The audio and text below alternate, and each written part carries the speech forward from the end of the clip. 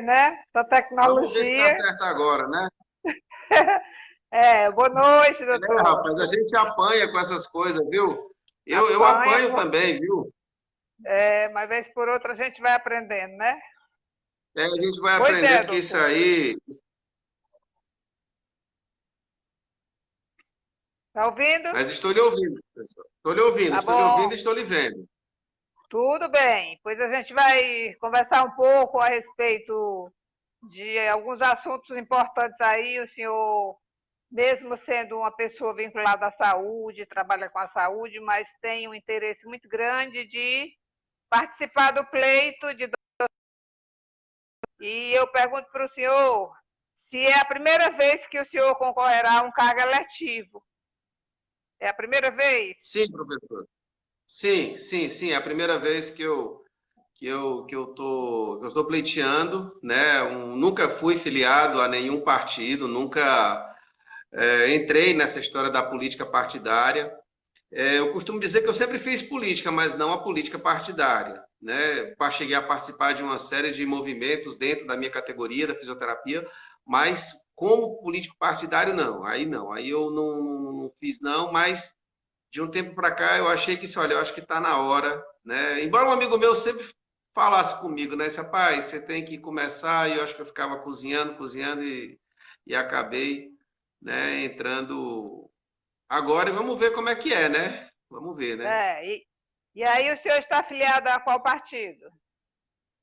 Eu me filiei ao Partido Verde, professora. Eu me filiei ao Partido Verde. É, ainda esse ano fiquei escolhendo, verificando como é que era essa coisa de ideologia, né? A filosofia de cada partido, né? E o Partido Verde ele tem alguns princípios que eu estudei um pouco aí e acho que, olha, eu acho que para o que eu enxergo, para que eu encaro como política, eu acho que é mais ou menos o caminho que eu tenho que seguir é o caminho do Partido Verde, Muito né? bem. É um partido que tem uma filosofia muito voltada principalmente para a questão do meio ambiente, e eu acho que, pelo perfil que eu conheço do senhor, condiz muito bem com essa sua filiação.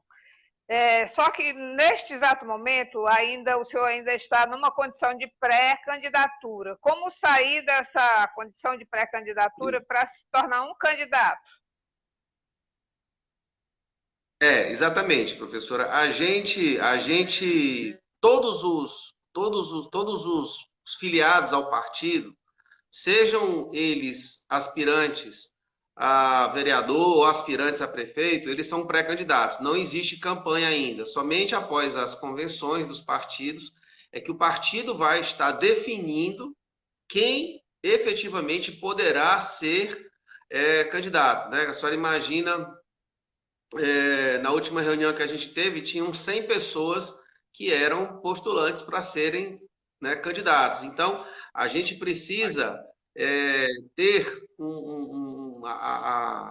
a gente primeiro passa por esse crivo do partido, o partido ele vai fazer uma análise, né, de algumas ideias que você tem, um pouco da sua história, um pouco do seu perfil, né? Então aí, após essa convenção, que eu acredito até semana que vem deve sair a posição final do partido, né? Eu tenho algumas convicções que eu já faço há muito tempo, né? Então, é como eu costumo dizer, né? Assim, ninguém é para ser eleito pelas coisas que a gente fez no último mês, né? Então, existe todo um histórico, né, que tem que ser levado em Tem, consideração para que você com seja certeza. aprovado no partido e aí você possa, né, vir a concorrer aí às eleições, né? Você vê, por exemplo, Até porque, né, doutor? Até porque, por exemplo, são muitas pessoas elas manifestam o desejo de se candidatarem, mas há um critério de quantitativo, né, para o partido. sim, exatamente. Existe assim, hoje, quem baliza o volume de homens são as mulheres, né? Então, E, a cada três candidatos, um é mulher, né? Um terço é mulher. Então, existe uma participação muito forte né, da mulher na decisão, né, dos candidatos homens, né? Então, e, inclusive, isso é um dos princípios do Partido Verde, né, que isso não tem muito a ver com a quantidade de mulheres, mas um dos princípios do Partido Verde é justamente essa inclusão da mulher na política, né? Acho que até pela própria sensibilidade, né, pela visão de mundo bem diferente da visão masculina, né? Com Talvez o nosso certeza. mundo fosse bem diferente, né, se as mulheres realmente estivessem mais no poder. Uhum. Me diga uma coisa, eu creio que o senhor, pelo leitor que eu conheço, o senhor deve ter lido a filosofia de vários partidos, assim, de alguns, aqueles mais interessantes, que chamam mais a sua atenção. Mas daí o senhor decidiu se filiar ao Partido Verde. Há algum motivo específico para isso? Ah, o Partido Verde, o Partido Verde é um partido, ele é pela vida, né? O Partido Verde é um partido que luta pela vida. Então, muitas vezes as pessoas confundem como se o Partido Verde ele fosse um partido somente pela parte ecológica, né? Mas não é só isso. O Partido Verde ele luta pela vida, pela preservação da vida. A gente está vendo a quantidade de problemas que nós temos aí com relação ao saneamento básico, a própria questão do coronavírus acaba sendo uma questão sanitária, né? Não deixa de ser uma questão Nossa, sanitária muito importante. Inclusive, os vírus, professora, eles, em sua maioria, eles provêm dos animais. Então, quanto mais desatamento houver, mais os vírus eles vão ficar expostos aos humanos, né? Colocando em risco, né? Mais ainda a nossa população, né? Então, a gente precisa ter realmente assim uma visão bem diferente de mundo mesmo, porque não é só uma questão política, não é só o poder pelo poder, mas é de preservação mesmo, né, da vida. A gente vê aí o que é que está acontecendo com os nossos mananciais, a gente observa o problema com relação à extinção de alguns animais, né? Recentemente foi com aprovada, certeza. inclusive, uma lei dos maus tratos, né, né, onde o deputado federal Celestino tem uma participação muito grande. Então, assim, o meio ambiente ele acaba sendo algo que está acima de nós, né? A, o, a presença da filosofia do Partido Verde, ela é muito nobre, ela visa muito essa congregação de valores. As pessoas perguntam, né? O Partido Verde ele é de esquerda ou ele é de direita? E a resposta é sempre, né? O Partido Verde é para frente. Então, dessa maneira que eu acabei, né, seguindo, né, pela linha que o Partido Verde ele vem trilhando aí, né? Uhum.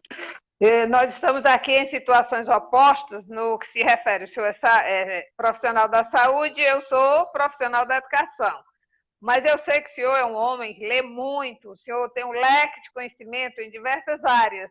E como a gente sempre conversa, se tratando de educação, a gente sempre troca muitas ideias, eu quero saber se o senhor tem algum conhecimento, qual é a sua visão sobre a inclusão de pessoas portadoras de necessidades especiais na educação, já que o senhor também lida, como o senhor é fisioterapeuta e hidroterapeuta, o senhor tem uma visão assim, muito ampla de problemas, né, que afetam as pessoas. Então, qual é a sua visão, né, enquanto profissional da saúde, mas também voltado para a educação por conta do seu trabalho?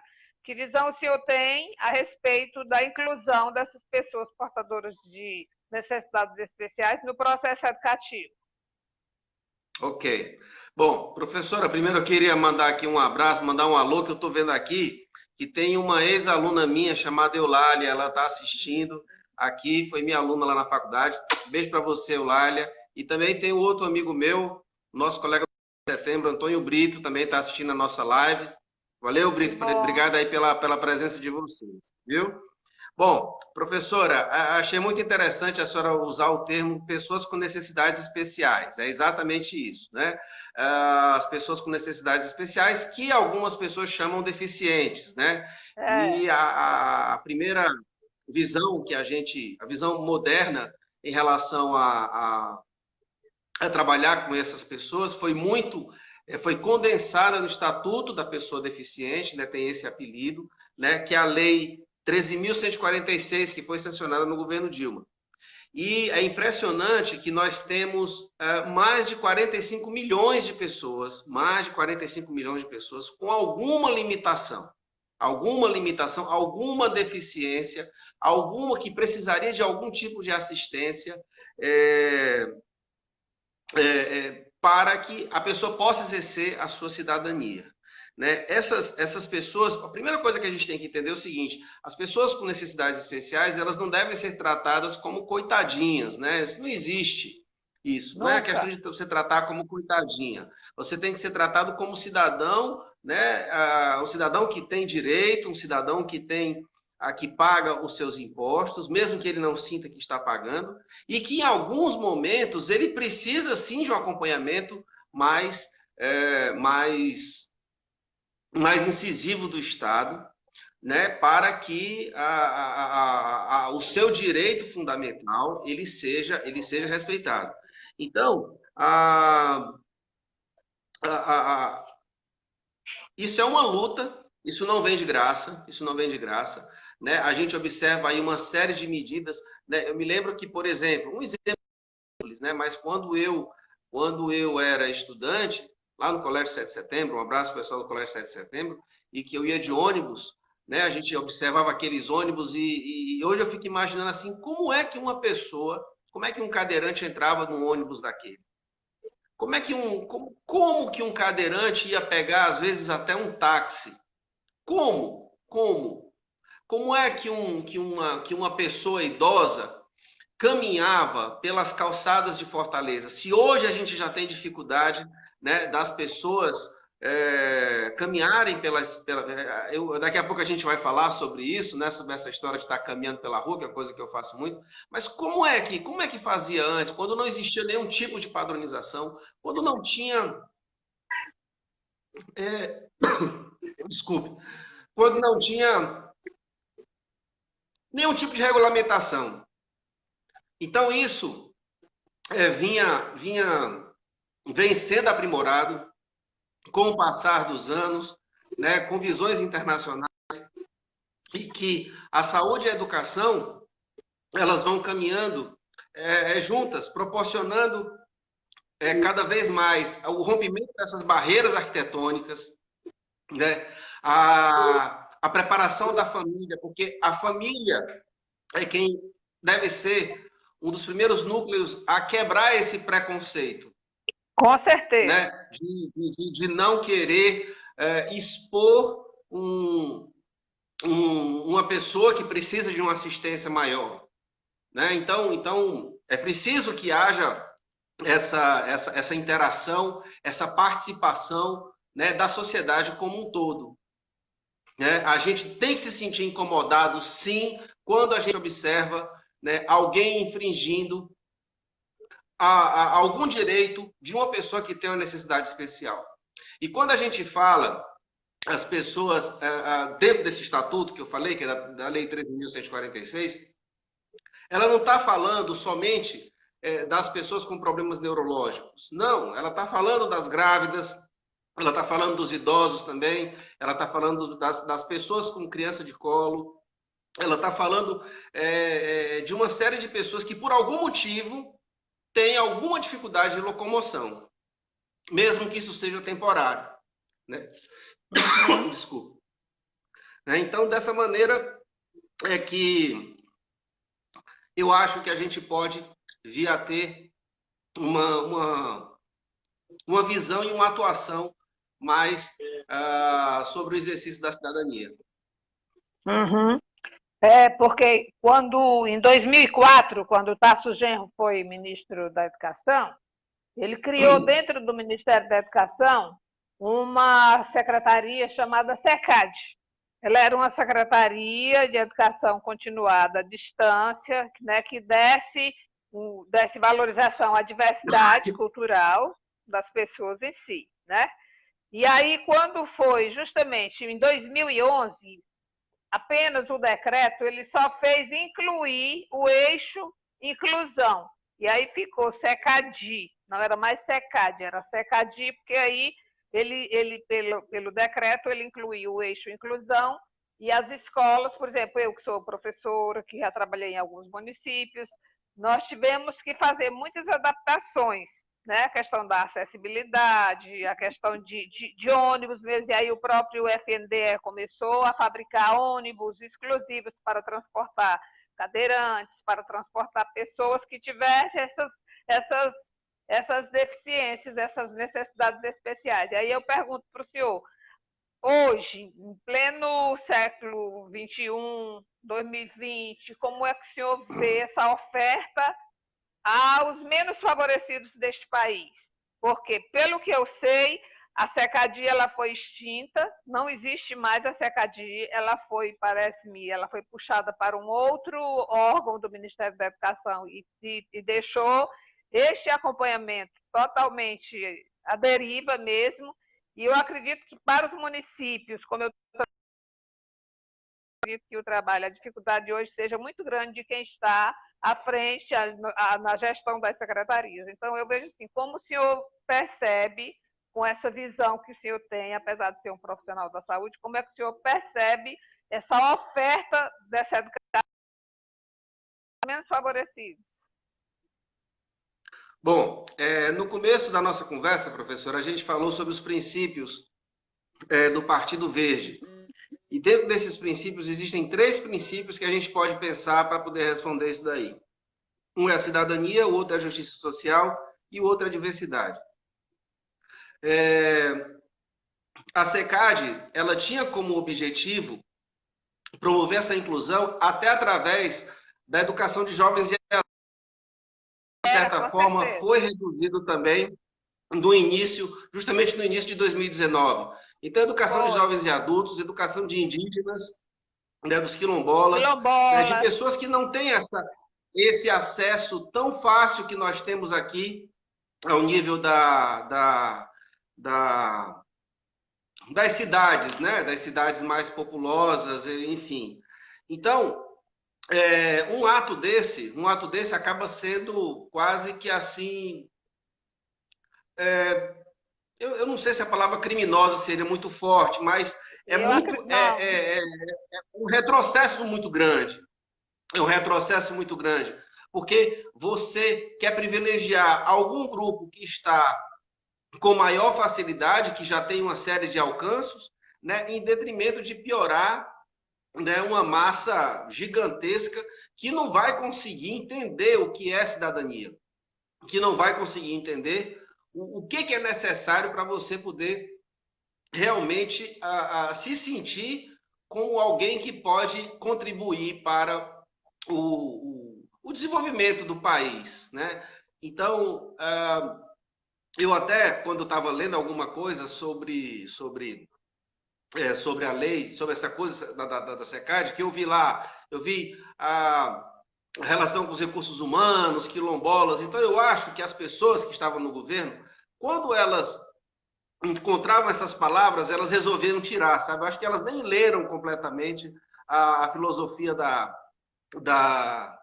da secretaria, né? Mas daí queria simplesmente eliminar subtrair, né, aquela filosofia, por interpretar que essa filosofia é uma filosofia de esquerda, né? Então, acabou prejudicando uma série de pessoas, né, que precisam dessa educação e que tem direito, né? E que tem direito à educação. Então você vê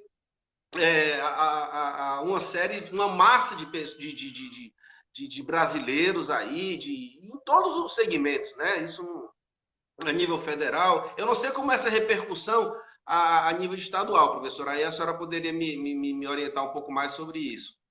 Por exemplo, realmente é lamentável que a gente tenha observado isso. Ou, por exemplo, é a questão do surdo, né? Porque a nomenclatura hoje é apenas surdo. Antes a gente usava surdo-mudo, hoje não existe mais o surdo-mudo, a nomenclatura é só surdo.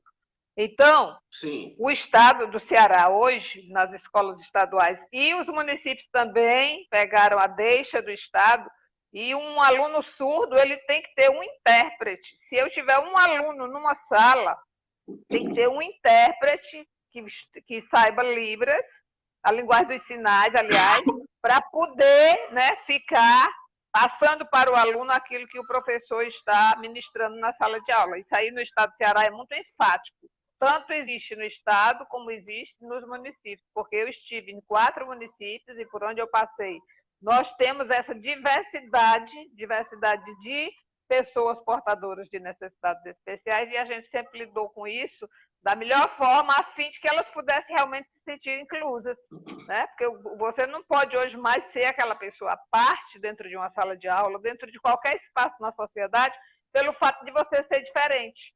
Se você é diferente, mas você tem que conviver com os iguais para poder também você ter o mesmo direito, você usufruir dos mesmos direitos e não ter a negação que aconteceu na instância federal de ter abolido a SECADI, que era justamente uma secretaria que dava essa assistência a essas pessoas, né? Então, a visão hoje que eu vejo no estado do Ceará, eu falo pelo estado do Ceará, porque a gente trabalha muito bem isso aí no estado, certo? Mas aí eu aí também lhe pergunto, caso sua candidatura, dentre esses candidatos que ficam depois do perfil do partido, porque é um critério para ficarem tantos candidatos, se por acaso seu nome ficar nessa relação e o senhor saia de pré a candidato, o senhor tem algum projeto para a área da educação? Professora, eu não sei se isso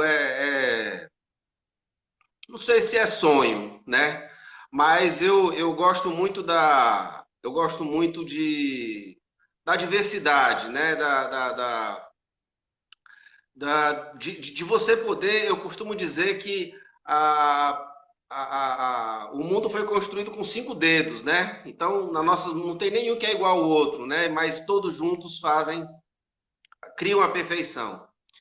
Então, eu penso assim, por exemplo, em termos da linguagem, né? Em termos da linguagem, nós temos aí o ensino de português, nós temos o ensino da literatura, nós temos aí o ensino de inglês. E aí eu pergunto, professora, será que seria. E a gente tem esse compartilhamento da linguagem para que a gente possa se comunicar, né? Para que a gente possa estar expondo as nossas ideias, né? Escutando, entendendo, né? O que aquela pessoa está querendo, né? Passar para você. Mas aí eu lhe pergunto, será que os meus melhores amigos, eles seriam, estou imaginando aqui como criança, né?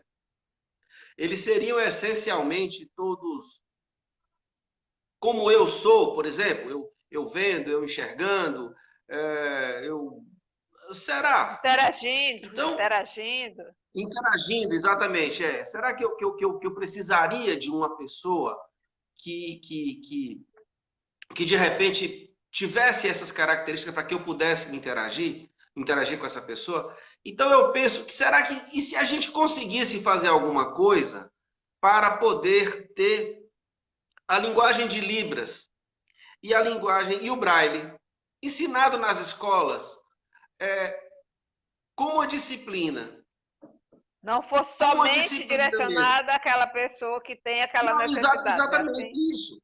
Exatamente. Será que a gente não conseguiria fazer isso? Da grade do currículo, né?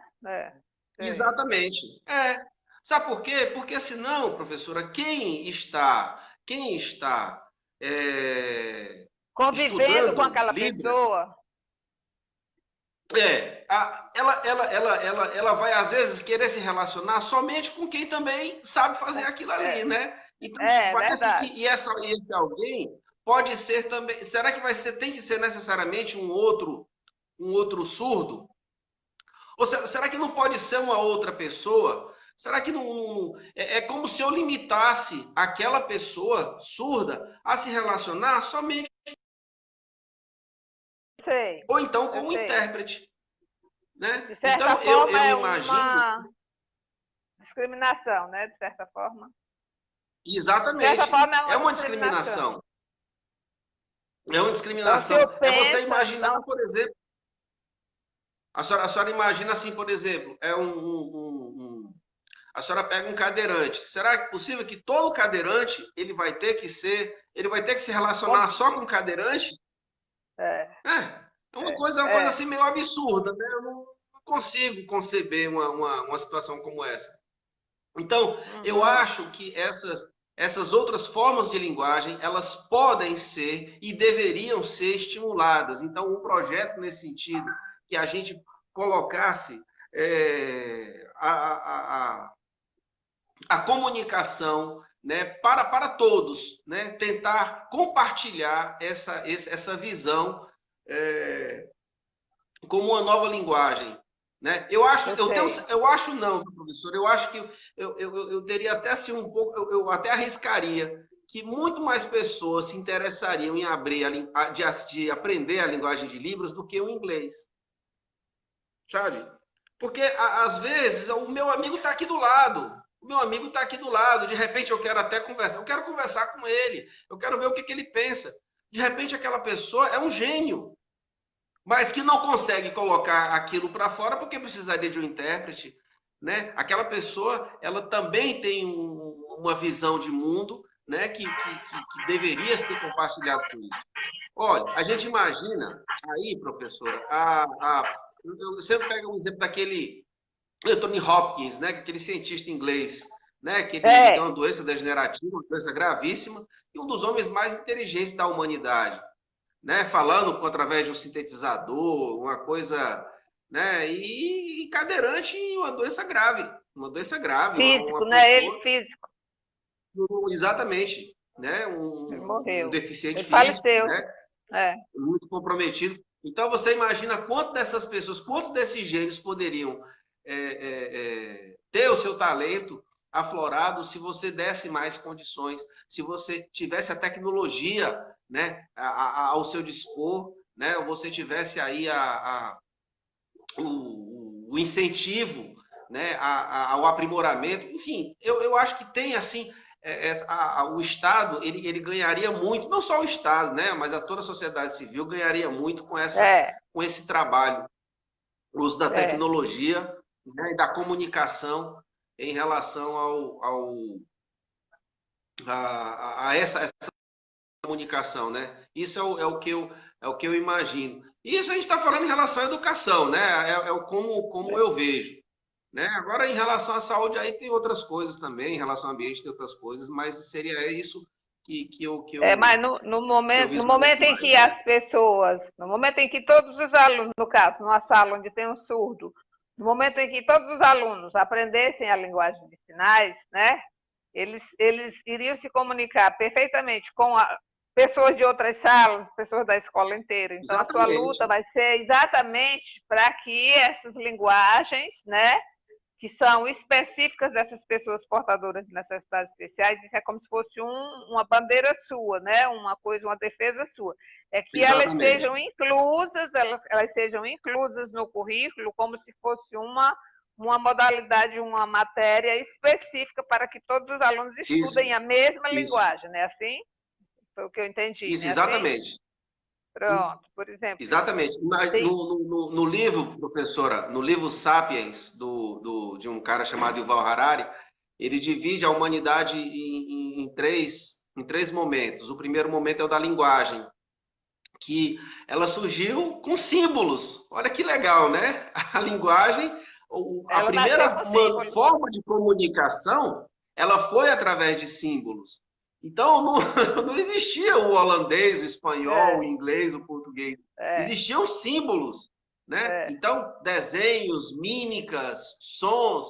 Então, por que que a gente não usa isso daí? Já imaginou uma peça, né, feita toda na base da linguagem de Libras, né, e você tendo uma plateia para você poder assistir, né, então Com seria uma outra certeza. forma de comunicação, né, então desse ser uma É, coisa assim bárbara. E eu tô falando com relação a isso, Mas se a gente for do ponto de vista tecnológico, ih, rapaz, a gente poderia até um bonequinho. A gente observa as pessoas fazendo os tradutores, mas a gente já expande, digamos, para um bonequinho virtual, vendo aquilo ali, fazendo sinais de. Enfim, aí vai, aí a imaginação varia para Quando eu escuto essa sua defesa, eu fico me lembrando que, por onde eu passei, às vezes as manifestações, às vezes tinha os grupos, né, de surdos que faziam as manifestações, faziam as apresentações, e a plateia não entendia, que não era para aplaudir, tinha que fazer levantar o braço, assim, e todo mundo aplaudia, só que eles não iam ouvir, então era preciso ser chamada a atenção, que naquele momento não se aplaudia. Apenas a gente gesticulava assim, que aí eles entendiam que era uma forma de aplauso para eles, né? Quer dizer, era o desconhecimento da plateia em relação à forma de manifestar o reconhecimento da apresentação deles. Olha aí, tá vendo? Tá vendo como é por aí, professor? É exatamente isso aí, ó. Tá vendo como eu não sou tão original? É exatamente isso daí, você fazer a interação, né? É verdade. Pois é, doutor, mas aí também tem, eu conheço o trabalho do doutor Luiz Henrique, um trabalho que ele faz, para quem está escutando a gente neste momento. Há uns 2 anos o senhor tem andado muito aí pelas ruas de Fortaleza com um projeto de ruas limpas e com o slogan "Coloque o seu político na rua", né? Não é isso? E quase todo dia, eu acho que todos os dias, eu sempre vejo, tanto no Instagram quanto no Face, os seus vídeos em rua tal, principalmente com as rampas de lixo, né? Vendo a questão das rampas de lixo, que aí o senhor vai, faz aquele vídeo, posta e marca aquela regional onde fica aquela rua, e eles até agradecem e a limpeza é feita. Então, fale um pouco. Foi. Pedir desculpa aí aos nossos ouvintes. Pronto. A senhora estava falando a respeito do seu trabalho aí de trabalho lá nas rampas de lixo, né? Dos vídeos das rampas de lixo. É o seguinte, professora, essa história, isso aí começou. Eu gosto realmente de caminhar. Eu gosto realmente de caminhar pelas ruas, né? Eu gosto, isso é um ato que eu já faço. Só para a senhora ter uma ideia, tinha alguns anos que eu ia andando até o Eusébio, né? Nossa. E eu ia mesmo. Eu acho que era para pedir perdão aos pecados, né? Mas eu acho que eu andava um bocado, viu? Mas é algo que realmente me satisfaz. E quando a gente começa a caminhar, a gente vai observando algumas necessidades que a cidade ela tem. E eu posso lhe dizer, professora, que eu não caminhava mais do que 800 metros sem encontrar uma rampa de lixo. Não precisava mais do que isso. Às vezes 500. Se for num bairro mais calmo, então aí é caixão e vela preta. Aí é as ruas mais calmas, o muro comprido, você vai encontrar um descarte de resíduo sólido. Quando eu estou falando de descarte de lixo, não é do lixo doméstico, mas de resíduos de construção civil, das podas de árvore, né, vaso sanitário, colchão velho, móveis velhos, armários, caixa, enfim. E eu comecei a fazer isso, eu comecei a filmar essas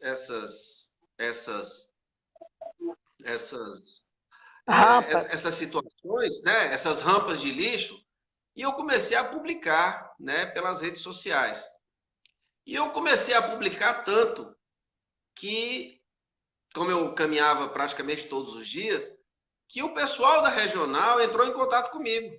Rapaz, que é isso? Que trabalho é esse que você faz e tal? Você não vejo você em nenhum... você é de algum partido político? Eu digo, não, eu faço isso porque realmente me incomoda. Eu não consigo andar pela calçada. Eu acho que o bairro, ele pertence a gente. Né? Ele é nosso, o bairro é nosso. O bairro não é de político, o bairro é do cidadão. E aí eu disse, olha, não, a gente vai recolher, né, a- o material. Mas não está certo. Então, sempre que você for fazer um vídeo, você liga lá no 156, que é o número da prefeitura, e faça esse trabalho. E aí eu comecei a fazer isso, né? Eu fazia, ligava, filmava, e eu comecei a observar que isso foi acontecendo, eu filmava, e às vezes com menos de 2, 3 dias, a prefeitura ela recolhia aquele material. Então, esse Tinha rapaz, já que deu resposta. certo uma vez, vamos fazer de novo. Era a resposta. Aí eu fui e outro. E eu fui e outro. Aí eu disse assim, rapaz, você sabe que esse negócio de rede social dá certo? E aí eu comecei, em vez da gente ficar só se preocupando em estar colocando as viagens que a gente faz, ou os pratos que a gente come, ou a roupa que a gente compra, eu resolvi colocar na rede social os problemas da nossa cidade. É Então, as verdade. rampas de lixo, né? As árvores que ninguém poda. Às vezes fica aquelas árvores imensas, aí quando chega na época de vento, aqui as árvores caem lá, os galhos, provoca acidente, faz a morte. Então, eu fui colocando e colocando e colocando e colocando. E essa história, eu disse assim, rapaz, eu vou chamar isso, vou dar um nome para isso. E aí eu coloquei Projeto Ruas Limpas. Então, toda vez que eu filmava, eu brincando no celular, eu descobri alguns aplicativos e eu disse assim, olha, é o Projeto Ruas Limpas, Projeto Ruas Limpas, Projeto Ruas Limpas. E eu fui colocando, e colocando, e colocando, colocando. Aí comecei a fazer isso, colocava meu nome. Até que um grupo de amigos chegou para mim e disse assim: rapaz, Luiz, você devia se candidatar. Você, de certa forma, você fala de frente para a câmera, você não sei o quê. E eu disse: olha, não, aquela história primeiro, né? Eu sou fisioterapeuta, tenho um negócio, tenho uma clínica, né? Enfim. Não era muito o que eu pensava, não, mas a coisa foi caminhando, caminhando. E aquilo, como era quase que espontâneo para mim, eu digo, olha, eu vou, tá certo, vamos ver, né? E aí foi que a gente volta para o começo do da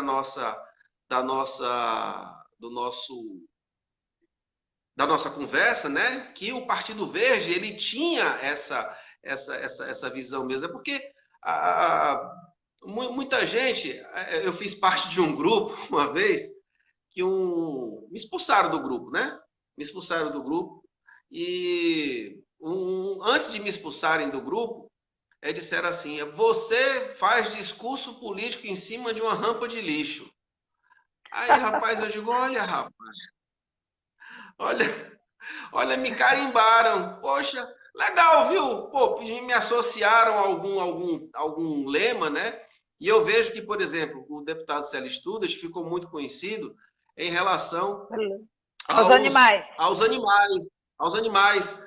Então, poxa, se ele ficou conhecido em relação aos animais, poxa, se eu conseguir ficar sendo conhecido em relação ao lixo, para mim tá ótimo, né? A Então, aí o limpeza, não é pessoal nem o vinha, lixo, é a limpeza. a Entendeu? limpeza, pronto, pronto. É isso aí. É. Não é porque eu digo, porque a gente sempre tem uma galera que gosta de associar isso aí o pessoal, Rotular, né? né? Luiz, Rotular. tem. Aí tem, Luiz, vem varrer aqui a calçada, Luiz, vem não sei o que. Não, pessoal, eu vou, não tem nada não, eu faço isso, já fiz várias vezes aqui, não tem problema nenhum, varra a minha calçada, não tem problema, ensaco lixo, faço, não tem erro. Mas, e aí, e foi, e hoje, professora, se a senhora for no Google e a senhora escrever Projeto Ruas Limpas, a senhora vai ver lá um monte de publicação. Um dia desse eu estava no YouTube, eu estava vendo, eu cheguei a fazer mais de 200 vídeos com esse tema, né? Uhum. E o projeto Ruas Limpas, ele foi, e como eu lhe digo, a gente começou a ver árvores. Tem árvore, professor, aqui os galhos estão quase no chão. Estão É quase no verdade. chão. É. E isso é um perigo para quem anda de moto, para quem anda de bicicleta, para quem está de A carro. É um perigo visibilidade, isso, né? A né? visibilidade, a Exatamente. questão. Aí a gente vai, aí a senhora vê, ó, aí a gente volta para a história, como está tudo interligado. A gente tem a história da acessibilidade, né? Tem a história da Da acessibilidade que a gente estava falando. visibilidade. Da visibilidade, né? Que a pessoa está andando pela calçada, a pessoa, a questão da segurança, ela já não tem calçada para andar. Aí ela vai para o meio da rua. Quando ela chega no meio da rua, tem um galho que está descendo na rua. Aí vem um carro. Então, quando a gente observa, é como se o cidadão ele vai pela sorte. Ele vai pela sorte. Então, o projeto sendo realmente o chefe de todo esse trabalho, né? E foi através disso que eu vi, uma vez, professora, eu vi um cadeirante subindo uma ladeira, rapaz, no meio do asfalto. Um cadeirante empurrando no meio do asfalto uma ladeira. Aí eu digo, rapaz, não, eu vou empurrar. Eu fui lá.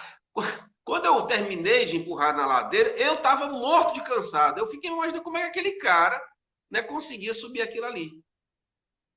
Né? Então assim, você vê como uma pessoa com necessidade especial acaba tendo dificuldade numa cidade como Fortaleza. Por mais esforços que existam né? da prefeitura, né? Como existe essa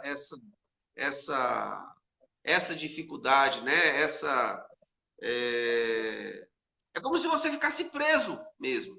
Você ficasse preso. Porque, olha, eu vou sair de casa, mas aí eu preciso de uma pessoa para me levar. Já começa a ter uma pessoa para me levar, mas não tem a rampa na calçada. É um outro problema. Não, tem a rampa na calçada, tem a pessoa, mas não tem o ônibus. Não, tem o ônibus, mas não tem a vaga no cinema. Olha, tem a vaga no cinema, mas não tem a vaga no restaurante. Poxa, tem a vaga no restaurante, tem coisa, mas não tem o banheiro para usar.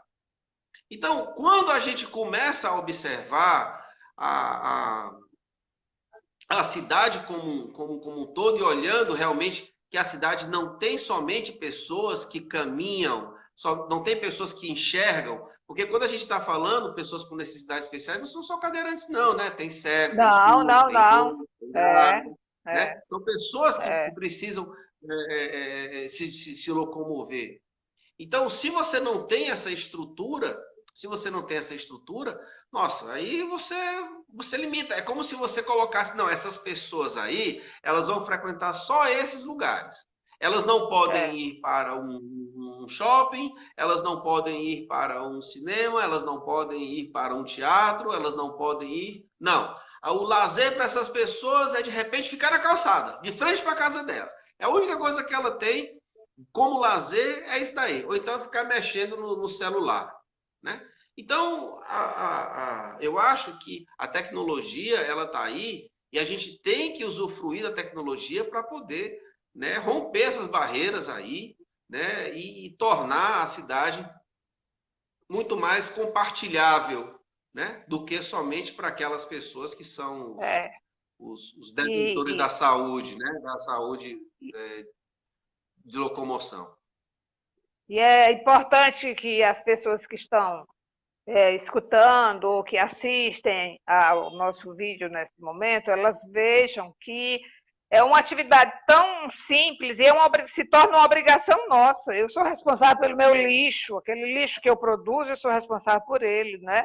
Minha calçada, e eu tive de ver, porque eu sou de interior, e eu digo aqui para as pessoas que eu tive de ver em muitas situações onde eu morei, depois que passava o caminhão do lixo, era que as pessoas colocavam os sacos de lixo na calçada. E aquilo passam os catadores dos animais. Então, assim, é uma série de coisas que aí uma vai, né, só agravando a outra situação. Porque se aquele lixo é um lixo caseiro, faz de conta, é um lixo doméstico, e ele tem ali resto de comida e o animal abre aquele saco, né, logo imediatamente ali vai se proliferar muita bactéria, muita coisa assim, e é prejudicial à saúde da gente. Então, é um trabalho que o senhor faz, que eu parabenizo, eu admiro, por isso é que eu curto sempre, assisto aos seus vídeos e lhe dou a maior força, porque eu acho que é realmente um carro-chefe que o senhor vai ter para a sua campanha.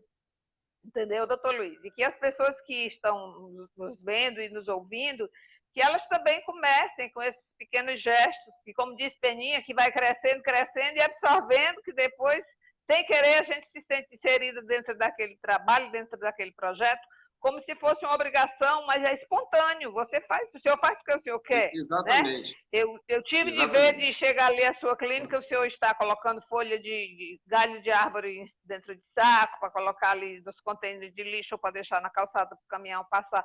Isso é uma coisa tão simples, e a gente vê que tem pessoas que fazem questão de espalhar o lixo, né? De espalhar o lixo quando aquilo é prejudicial.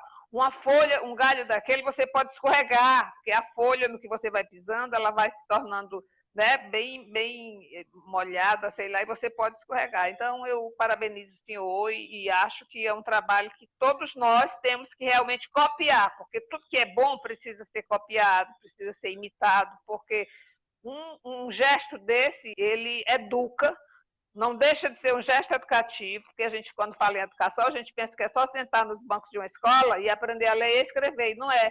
A educação, ela é um leque de coisas que começa em casa e a gente leva para onde a gente for. Por quê? Porque nós aprendemos a fazer aquilo com pai, com mãe, a gente ensinou aos filhos e tudo mais. Isso é muito importante. Agora eu quero fazer uma pergunta, doutor, bem assim, uma pergunta minha. O senhor teme que, mediante o momento atípico pelo qual a gente passa, que possa haver uma evasão de eleitores no pleito? O senhor teme isso? Desculpe, professora. Ficou falhando um pouco. A senhora pode repetir, professora? O senhor teme que, em virtude da situação pela qual a gente passa, essa situação atípica de pandemia, desses cuidados de isolamento social, de uso de máscara, o senhor teme que possa haver uma evasão de eleitores no pleito de 15 de novembro? Isso aí, sem dúvida, tenho, professora, tenho. Isso aí, porque a quantidade de votos brancos e nulos já é absurda, né? Já é absurda, né? Então, eu não saberia lhe falar isso em números, mas eu posso lhe dizer que a quantidade de brancos e nulos, com certeza, podem mudar o resultado de qualquer eleição, né? E, além dos eleitores, a ausência dos mesários, né?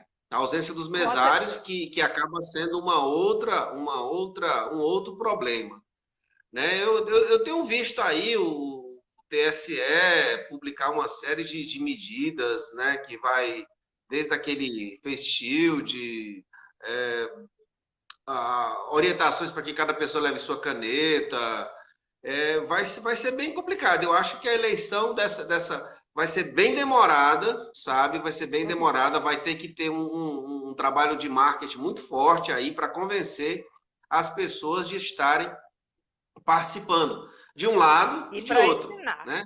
E para ensinar também, porque essas pessoas, por exemplo, principalmente da zona rural, elas sentem muita dificuldade ainda em se tratando desse mecanismo de urna eletrônica, tem tudo isso aí que você precisa, né? Principalmente que serão muitos candidatos, principalmente a vereador, lógico. E a prefeito a gente vai ter nos municípios em torno de 3, 4, mas a vereadores serão muitos candidatos, então tem que ter muita paciência, tem que ter muito ensinamento para poder conscientizar esses eleitores que de fato querem ir no dia 15 e nas cidades onde haverá segundo turno, porque depende do contingente habitacional, né? Fazer com que eles também estejam presentes para o segundo turno. Vai ser um momento muito difícil, muito complicado, a gente está vivendo isso aí desde fevereiro, praticamente a gente está vivendo isso, mas nada que impeça, né? Porque se a gente se precaver, se você usar máscara, se você usar o álcool em gel, se você realmente levar aquilo que o Supremo está exigindo, inclusive pegou até o doutor Drauzio, eu acho que ele vai ser um mesário voluntário, ele deve ser o primeiro mesário voluntário, né, o doutor Drauzio? Poderia ser uma boa ideia, né? Agora, por outro lado, viu, professora? Por outro lado, a gente observa aí o pessoal agora no feriado era feliz, né? Aqui em Jericoacoara, né? Muito. Então, todas as praias. Todas as praias. É verdade. Mas eu acredito que essa pandemia ela vai nos ensinar que vale muito mais a pena a gente investir em ciência do que em armas, por exemplo, né?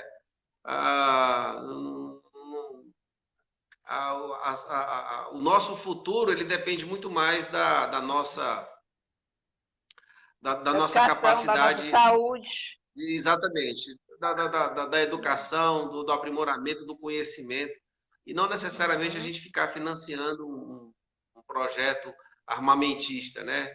É dessa maneira que eu acho. Quem investe em educação não gasta com a ignorância. Né, Olha doutor? aí, pronto. Muito bem, professor. Hoje eu tô só anotando aqui, viu, professor? Eu tô só anotando, viu? E aí eu tenho a Pois última é. pergunta, que eu acho que o senhor até já deu uma entrada muito boa aí, porque o senhor é um fisioterapeuta, como eu disse, é um hidroterapeuta, mas tem uma visão educativa, tem uma visão assim muito abrangente em vários aspectos, porque eu conheço o seu nível de leitura e de cultura. Mas o senhor, enquanto fisioterapeuta, o que é que o senhor acha que ainda falta para melhorar o bem-estar das pessoas aqui em Fortaleza? O que, Bom, que falta aí? professora,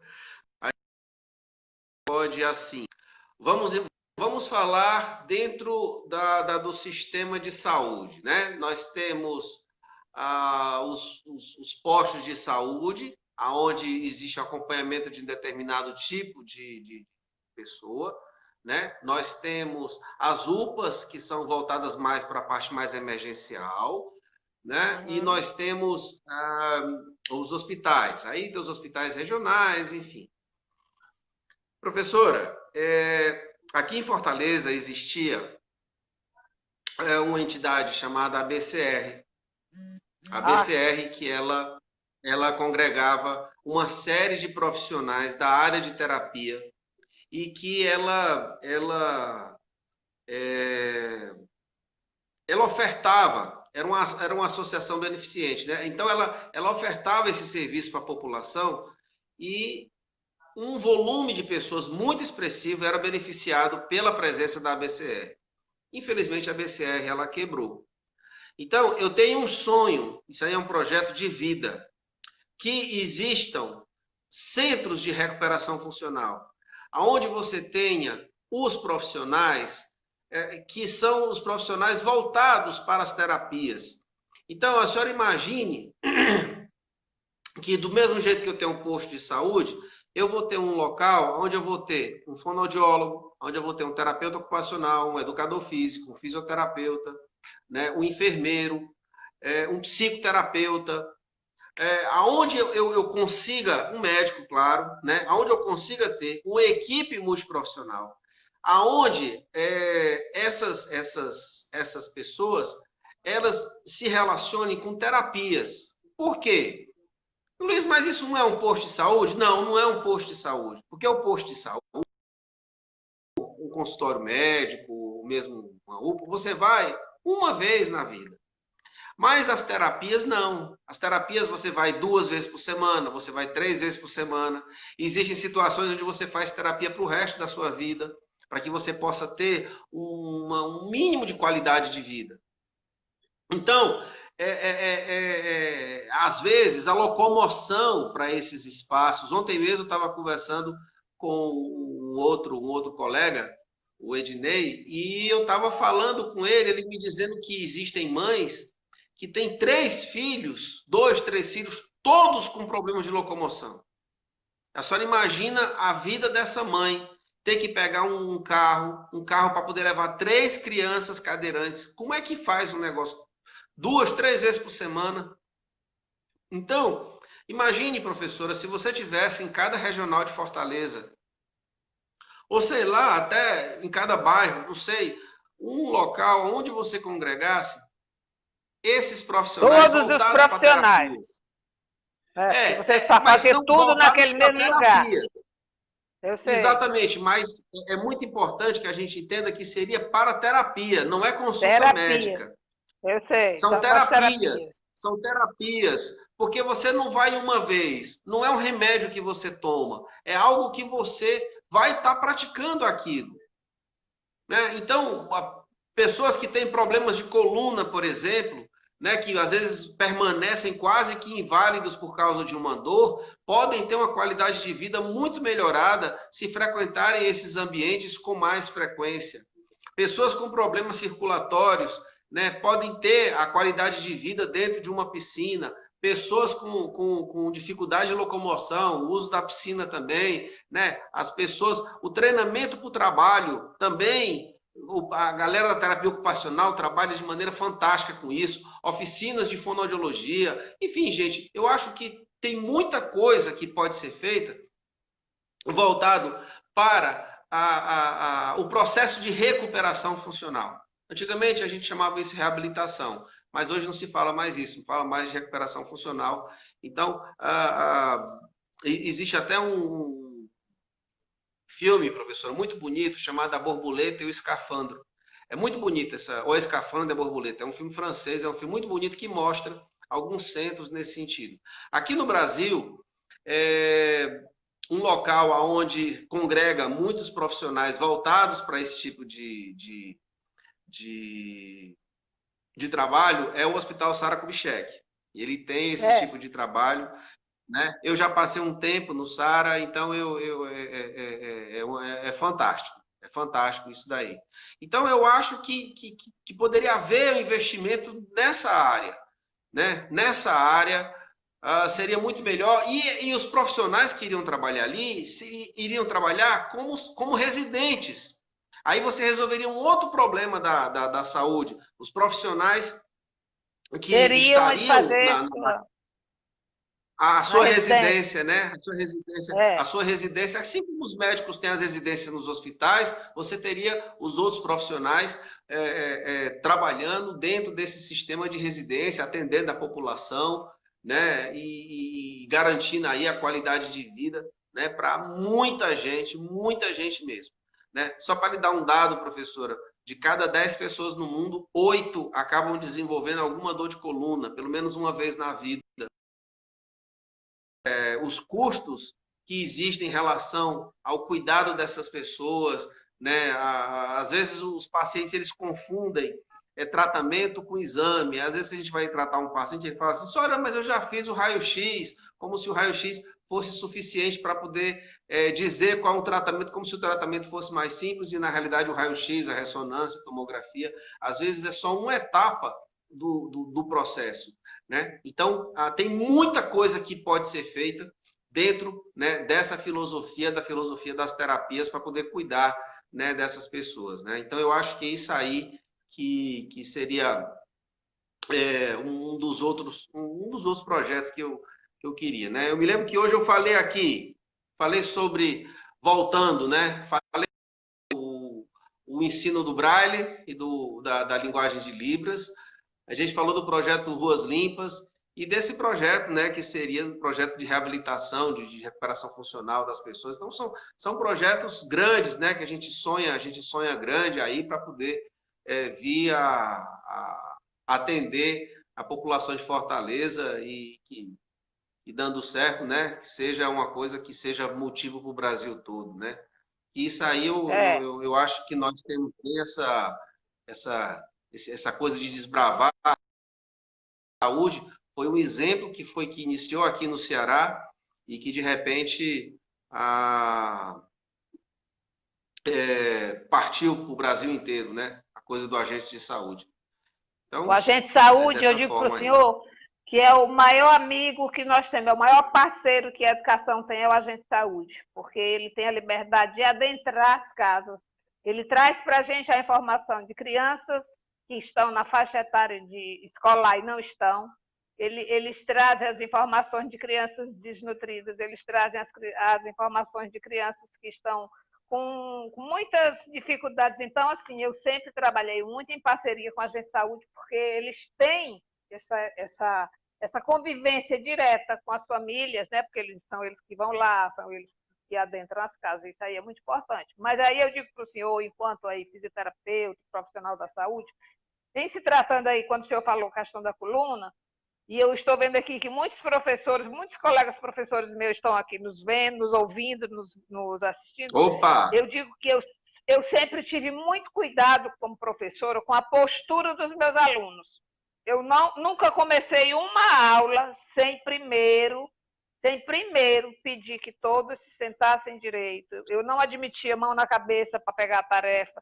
E hoje, uma coisa que me espantou muito quando eu andei pelos municípios, que eu passei em 4 municípios cearenses, era entrar nas salas de aulas e ver aquelas crianças mal sentadas, né? Mal sentada, a coluna toda descida, e aquilo ali, com certeza, é muito prejudicial. Então, a gente tem que ter esse cuidado de fazer com que a criança se sente direito. E eu peço que o senhor deixe esse recado aí, porque tem muito professor vindo a gente aí, sabia, doutor? Muito professor aí, principalmente lá do Aracati, tem da Santa Quitéria, aí pelos municípios onde eu andei. Deixa um alô aí para esse pessoal, porque está todo mundo aí nos ouvindo e nos vendo, viu? Opa, então tá certo. Então vamos lá, tá certo. Excelente tema. Teve uma vez, professora, eu tive a oportunidade até de dar uma palestra para alguns pedagogos para falar justamente de postura, né? Eu fiz isso e eu fiquei muito feliz porque eu acho que o que eu falei foi útil, né? Eu falei foi útil. A criança, ela quando a criança não tem a fábula do patinho feio? Pronto, vamos falar da fábula do patinho feio, né? O patinho feio, né? Que aquele ele, ele é todo desengonçado, ele é excluído, mas de repente quando ele se transforma, ele é aquele cisne, aquela coisa mais linda do mundo, né? Isso parece muito com as meninas que estão se desenvolvendo.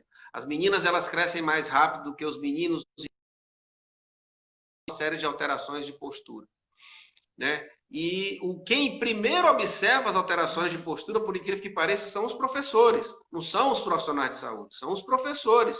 Esses é que estão vendo as crianças, né, como a senhora bem colocou, porque todo dia ele está ali. Ah, tá usando, tem uma mochila assim, tem uma coisa assada. E muitas vezes os professores, eles orientam, né, os pais em relação a algumas coisas também. Há muito tempo existiam alguns exercícios que hoje as pessoas não fazem mais, né? Mas era aquela coisa de pegar o livro assim, botar acima da cabeça, assim, não tinha um negócio assim, não era que fazia? A pessoa botava o livro assim na cabeça para ela poder equilibrar. Então, isso era uma coisa legal, não tem mais, eu não sei porquê, mas isso era interessante, né? Até mesmo que os educadores físicos fizessem isso nas escolas. Mas existe algo muito importante, agora eu vou estar falando como fisioterapeuta e não mais como pré-candidato, mas é a questão da escoliose. Aí a escoliose é algo que eu faço questão de... E foi justamente sobre esse tema que eu abordei quando eu falei com os professores. Quando um professor ele observa numa criança que ela está com o ombro mais elevado do que o outro, é muito importante que o pai seja orientado a levar essa criança a um profissional de saúde. Por quê? Porque se associa de uma maneira muito rápida que uma criança ela tem um ombro mais elevado do que o outro devido à utilização de uma mochila. Não é porque ele carrega a mochila de um lado, então a mochila faz com que ele fique com o ombro mais elevado do que o outro. Na realidade, se essa criança estiver desenvolvendo uma escoliose que tem uma conotação genética comportamental, ou seja, vou repetir, a escoliose ela tem uma conotação genética e não comportamental. A escoliose, o desvio lateral da coluna, né? Ela tem uma conotação genética. Muitas vezes é do pai, é da avó, é da tia, mas não comportamental. Não é o carregar a coluna que leva à escoliose, né? Não é o carregar da coluna que leva à escoliose, mas a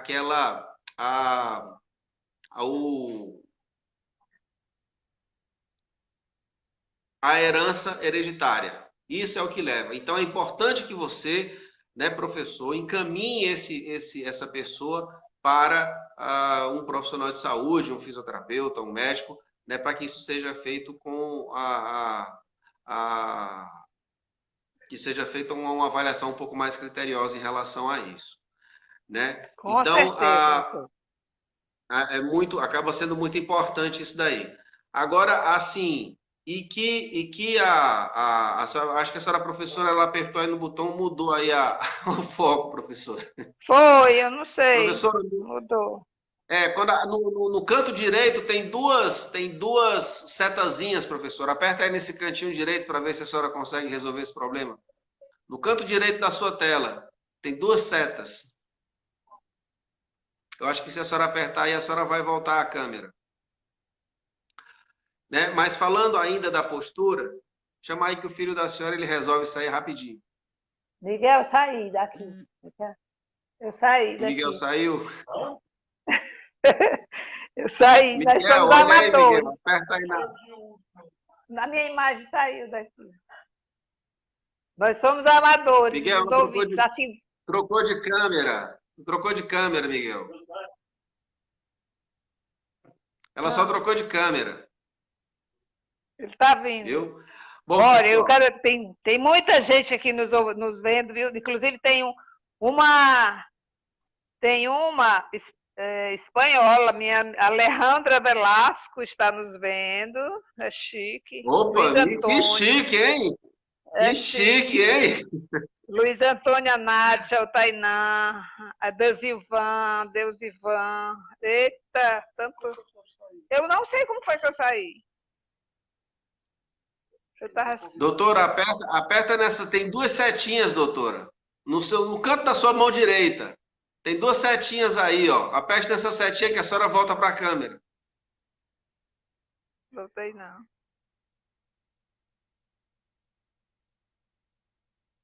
São os problemas da tecnologia, né? Mas enfim. Eu vou falando aqui, Tá a senhora vai falando. procurando aí, esse jeito de voltar. No canto da sua mão direita, a senhora vai encontrar duas setinhas, professora. Que aí ela volta a câmera. Pronto, ó, viu? Voltou. Olha aí. Amadores, amadores. Rapaz. Mas essa tecnologia é muito boa, né? A gente interagindo, né? Tinha nos Jetsons, né? Isso daí, né? E a gente interagindo por aqui. Mas Pois não é. tenha dúvida, professor. A questão. Agora sim, as crianças. E aí eu deixo aqui uma palavra para os professores. Uma coisa muito importante. Se existe uma valorização, uma preocupação muito grande em relação às mochilas. Se fala muito no peso das mochilas, se fala muito no tamanho das mochilas, né? E isso não pode ser negligenciado. Muitas vezes a gente vê mesmo que existem um volume muito grande de livros que a criança ela carrega para a escola. No entanto, professora, a mochila, a criança, ela pega um ônibus ou ela vai de carro, ou mesmo ela vai caminhando até a escola e a mochila fica no chão e a criança ela vai fazendo o trabalho dela sentado, depois ela volta para casa para estudar, ela senta também, para almoçar ela senta, né? Às vezes até para jogar videogame ela senta. Então, seria muito mais interessante que a gente tivesse uma preocupação em relação à postura sentada. E não necessariamente a mochila, porque a mochila você tem um contato não tão grande com ela, mas a postura sentada não. Aí a postura sentada não. Então você pega crianças que elas ficam sentadas e não colocam os pés no chão, por exemplo. Isso é um problema. As crianças que quando sentam na cadeira cruzam as pernas em cima da cadeira porque não conseguem colocar o pé no chão. Às vezes as cadeiras elas estão quebradas e aí vão desenvolvendo alguns hábitos ruins nas crianças e tudo isso acaba sendo problemático, não porque ela vai estar desenvolvendo uma escoliose, como eu mesmo falei, mas ela vai estar sobrecarregando a coluna, ou então ela vai estar desenvolvendo alguns hábitos de postura que podem se tornar, aí sim, né, podem ser memorizados e aí vir a prejudicar o funcionamento da coluna mais na frente. Então, a postura sentada precisaria ser muito bem avaliada, aí no caso dos professores, dos educadores físicos, né, dos diretores de escola, o mobiliário, a prática rotineira de exercício acaba sendo isso muito importante. Eu fico vendo as pessoas pedindo atestado para liberar da educação física. Não, gente, não, pelo amor de Deus, vamos parar com isso. O jovem tem mais é que ir para a quadra, porque é na quadra que ele se relaciona, é na quadra que ele vê o que é superação, que ele vai entender o que é disciplina, o que é companheirismo. Mas, infelizmente, a gente vive nesse mundo que parece que o pessoal acha que fazer exercício é só para a gente ficar bonito, né? E não é só isso, não, gente. Tem muito mais coisas aí dentro de uma quadra, né? É, é mais Pois ou é, menos por aí. doutor. Foi muito importante esse primeiro momento, apesar aí da tecnologia ter falhado, né? Somos amadores, mas eu quero primeiramente agradecer Nós a sua dois. responder aqui as perguntas, agradecer aos que assistiram, né, aos que estão nos acompanhando, são pessoas realmente que se mantiveram firmes, tem umas aí desde o início. Quero também dizer aqui a Estefânia Cordeiro, é a colega professora também do Estado, Albertina, eu estou vendo também, e Opa! muitas pessoas do Aracati, muitas pessoas dos municípios por onde eu andei, e eu quero que o senhor deixe as suas considerações finais nessa nossa primeira conversa, certo? Tá bom, tá bom. Bom, eu agradeço aí o convite da professora Célia Bernardo, né? Ah, eu conheço a professora há algum tempo, né? E ela entusiasta em relação. Quando eu comecei a falar sobre essa história de pré-campanha, que elas, não, vamos, Luiz, porque isso aí, você fala isso, você fala aquilo, eu acho que é mais ou menos por aí. E a professora é uma das responsáveis, né, pela motivação que a gente tem de tentar fazer alguma coisa realmente pela cidade. E eu tenho a oportunidade de conviver aí com a professora Célia, nos ensinando aqui, brigando comigo quase toda semana aqui. A gente tem uma briga aqui, mas uma briga muito produtiva, né, professora? Uma briga muito Com produtiva, certeza. né? Em cima de conceitos mesmo, né, de educação, de cultura e que eu estou nessa empreitada aí, né? Eu acho que ah, em alguns dias eu devo ter um posicionamento final sobre o resultado, se eu vou ou não conseguir sair como candidato, né? Atualmente eu sou pré-candidato, mas que eu estou confiante que tudo vai dar certo e vai caminhar e eu vou continuar fazendo. Se por acaso eu não sair, eu vou continuar fazendo o que eu sempre fiz, porque eu sempre fazia isso mesmo, não sendo filiado. É uma coisa que para mim é natural. Eu vou continuar cuidando do meu bairro, eu vou continuar olhando, fazendo os meus vídeos, dando as minhas dicas, falando de empreendedorismo, né? Falando que eu acho que isso aí é uma coisa que é inata, né, a mim. Então, eu só tenho que agradecer mesmo às pessoas que estão nesse caminho comigo, meu amigo Jefferson também, o colega do Colégio Cristos, que ele está sempre aí dando uma força, né? E outras pessoas, né, que preferem ficar mais, minha amiga Érica, que faz a parte do marketing, né? E é família, enfim, eu não vou ficar aqui listando para não esquecer ninguém.